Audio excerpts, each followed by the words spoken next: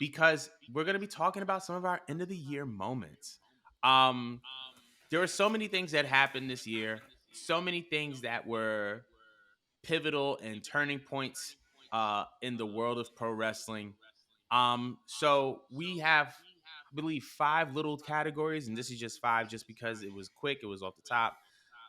We have match of the year, we have moment of the year, we have the debut of the year, we have the entrance of the year, and then we also have a hot take for 2024. So I wanted to start with you. You can run through yours for all the categories, starting with match of the year. Oh, I was going to mention me and Zaire's because we kind of had the same or somewhat a Go ahead. different one. So the funny thing is that I said Will and Omega for Forbidden Door. Because the thing about Forbidden Door for me is that like I didn't really like grow up on the whole New Japan wave, you know. So Mm-hmm. for me, like the pay per view itself shocked the hell out of me and was very entertaining. But that match was for me experiencing like some of Will's best heel work. And of course, like I popped heavily. I would not shut the fuck up, guys, about the Benoit reference. Like the match itself was freaking entertaining, but I was over the moon about how like the lengths that Will was willing to go to just to be a heel in this match, and like the Mm-hmm. crowd ate it up, and I just love the way I the remember crowd that. ate up. Yeah, it just I don't know. It just when the crowd gets into it, I get especially into it. And I thought the match was just fucking top to bottom, left to right, great. But ironically, Zaire did not choose that. He said the match dragged on too long and went with their Wrestle Kingdom match, which was Mm. also freaking A great. banger. Yeah. Was a banger, right? So we kind of had the same, but not the same. So that was mine. You said go through the whole list. Yeah, go through your list. Um, Yeah. God, I had a hard time with the moments of the year. This is a little bit smaller. Not really smaller, but I thought it was very important. So I'm gonna go with Bad Bunny and PR. Mm. Just because like that was like such a big freaking moment just for WWE, for Puerto Rico, for Bad Bunny. I thought it was just fucking cool. Like it wasn't Yeah. technically like their biggest pay-per-view, yes, when you look at the grand scheme of like what went on, but I just thought it was like a major moment, a huge milestone for WWE to even take it to Puerto Rico like that. And center around one of the biggest pop stars on the entire planet currently, that is Bad Bunny. So and plus, y'all, I'm half Puerto Rican. Duh. Of course, I'm gonna eat it up. Okay, so Right. I gotta go with that. Okay, number three, I'm gonna go. Sorry for uh Debut of the year. debut of the year. I just feel like it's pretty obvious that you guys go with like CM Punk, just because there's a lot that went on with this man between him coming back, this man freaking having collision just now just falling down because he's gone, and then he just does the unthinkable and shows up to freaking WWE. No one ever saw it coming, but it happened, and here we are, people. It shook the table, and it is spiking up ratings. Yeah, we got to give it to Punk, regardless of how I feel about him. Entrance of the year, I had such a hard time with this. I had such a hard time with this. um uh, for me, uh, for me, I went with Bianca Belair. Okay. Her WrestleMania entrance, the little girl, just because it was just so heartfelt that she lost her mom, and she gave her that the floor to perform on this big behind stage in front of millions of people. A, but B, just like as much as I would love to see Bianca as like a heel, it really warmed my heart to visually see her impact on our community, because I never got to grow up having like too many um black female wrestlers to like look up to, but it really does warm my heart to just literally see the impact that she has across all children, but Mm-hmm. especially my own people. So I love that entrance. It was fucking amazing. That little girl did her thing. It was adorable. Shout out to her. Shout out to the WWE in general just for just doing this for this little girl, because there's no way to um possibly like make such a terrible situation better, but at least they give that girl like an opportunity to just smile, Right. shine, be on a big stage, and live one of her dreams. That was pretty freaking awesome. um Zaire actually went with like Kenny Omega's Seth Ross cosplay. Just I don't It's the face. he did. Because he just be disgusting me. Like, honestly, Oh, like, you're I'd be so so sick of disgusted. it. Like, he just, like, why you gotta embarrass me? Um, all right, That so was hot bad for me. take. That was Hot so take funny. for 2024. I really do think that AW might lose their deal due to Ooh. Punk. Because they're already doing bad, and the network really kind of only did this because they love Punk. And now he's not here. He's actually way over there doing a great job. Like, Right. he did the wrong thing going out, and he's still winning. He's winning so hard, he's helping the rival company. And he's doing well, and he's probably getting a fatter check over there. Like, everything has came back full circle, all is well in kumbaya. Mm-hmm. I don't think it's looking good for AEW. I think they might have to work with a singular network until they get some comeback, some fight, but I don't see it happening anytime soon. It's really embarrassing.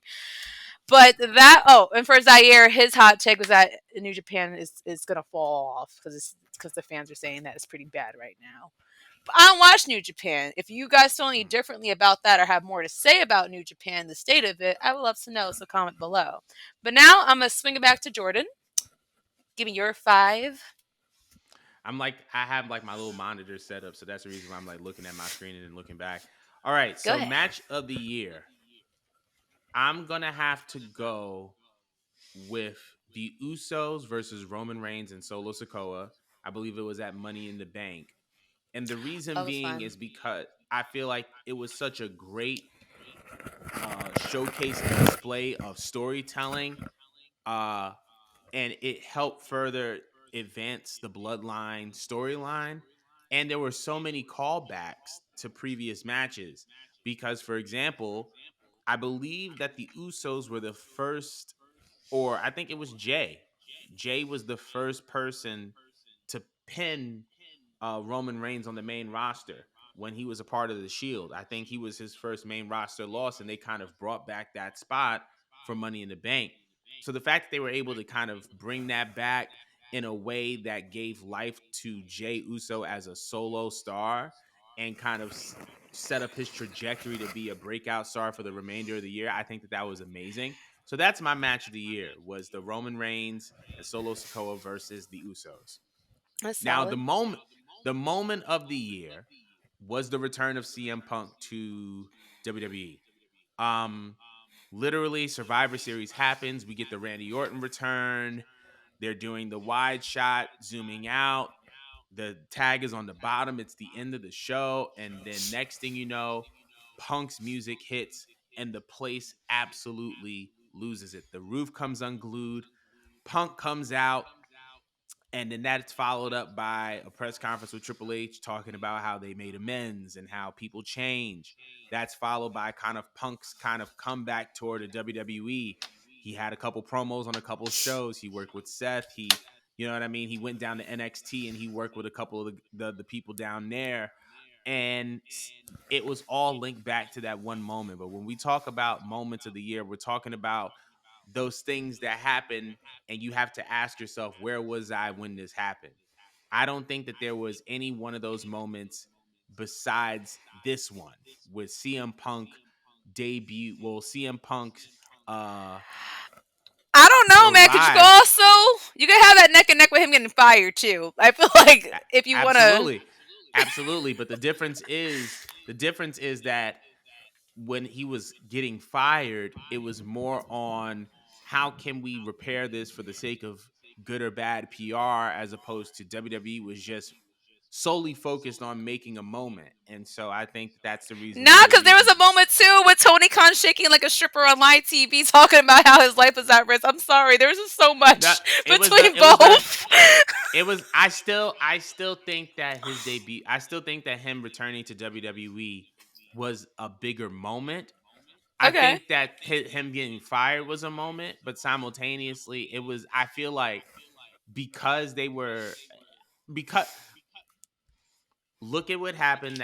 What was the follow up to Punk's arrival to WWE, and what was the follow up to him being fired from AEW? AEW's ratings go down, their publicity goes down, their notoriety goes down, attendance goes down. What True. was WWE's uh, what was the follow up to Punk making his arrival? He Oh is the shit. number one and the number one merch seller on WWEshop.com. He sells out MSG this past week. He Jesus, whatever happened. He's been on pretty much all three shows. So that's the reason why I would say it's the moment of the year, because not just of the actual moment itself, but because of the follow up from that. Um, Debut of the year. I'm gonna have to go with Adam Copeland in AEW. There was a point in time before Punk got to WWE. Um, Before Punk got to WWE, where AEW was kind of like in this limbo state, where they weren't necessarily sure if they were going to pick back up from where Punk left off. They didn't know if there was going to be another big star that came in. And then next Yeah. thing you know, we hear Edge's music. He comes out, and for a moment, it was one of the biggest holy moments of the year. And I just think that it was a good way to kind of set the tone for his now rivalry with Christian Cage. So I would put that as my debut of the year. I'm My surprised you chose entrance that. of my entrance of the year is Bad Hmm. Bunny at Backlash. I'm surprised. I mean, like you said, moment of the year. So I guess moment and entrance can kind of count as the same thing, but it's a different level when you come out. Your theme song is your song, and you have about 20,000 people singing it word for word in your hometown. And in the midst of it, they have this amazing drone shot of the entire crowd. He's getting pyro. He's facing Damian Priest. But when we talk about entrances of the year, I don't think that we've seen anything as iconic as that. Well, I don't think that we've seen as anything as iconic as that as far as a WWE entrance since the Undertaker's entrance, Mm. or since Bray Wow. Wyatt coming back. Um, but I think that that was the entrance of the year was R.I.P. Bad Bunny, Backlash, Puerto Rico, and my hot take for 2024. I had two, and you took one of them, but Yay. I'm gonna say the other one. Sasha Banks will be in WWE. That's my hot take for 2024. I think we've heard rumors about there were working plans between Mercedes and AEW. Those plans are no longer working. And she's nearing the end of her injury timeline as far as her recovery and rehab. One can only imagine that the next big step is her to show up at a wrestling company. Personally, I do not think it's New Japan, nor is it AEW, nor is it Impact. I believe that she will be returning to WWE. That's my story, and I'm Dude, sticking to it. if that happens, then who on earth do you recruit to help out AEW? Um, Because Edge couldn't save it. I mean, I don't think that this is a matter of them like cause here all right. Here's the thing with AEW. AEW has one of the most stacked rosters in the world. Not only Mm, do they have one of the most stacked rosters in the world, they have working relationships with multiple promotions. Obviously, Tony Khan owns Ring of Honor. Um, they have a working relationship with Impact Wrestling. mm. Um, at one point, they had a working relationship with AAA. So the problem is not the roster. And because the problem isn't the roster, that means that the solution isn't getting somebody new who can be a star. They have a bunch of great homegrown talent there that they I feel like haven't been able to fully tap into. I feel like Ethan Page can be a guy who can be the face of the company, but they're not. They're putting him in Ring of Honor against Tony Nese. And granted, Tony Nese is good, but like at the same time, Ethan Page is someone who's a main event caliber talent, right? So you have him. But I feel like it's kind of similar to like an NBA team that has recruited a bunch of superstars to create a super team and they still didn't get a championship. It's like, okay, now that we've done that and that hasn't worked, we have to just develop new stars and hope that we can work towards, you know, winning. And I feel like that's what AEW needs to do. They need to stop going after the superstars. They just need to develop what they have. Like all these people have come and gone. Superstars have come and gone. And it's like a lot of your pillars are still there. So just invest in them and just build them up correctly and then see where we go from there. Um, but that's our 2023, 2024 little end of the year moments. But if we missed anything, let us know in the comments below and we're going to take a look at them.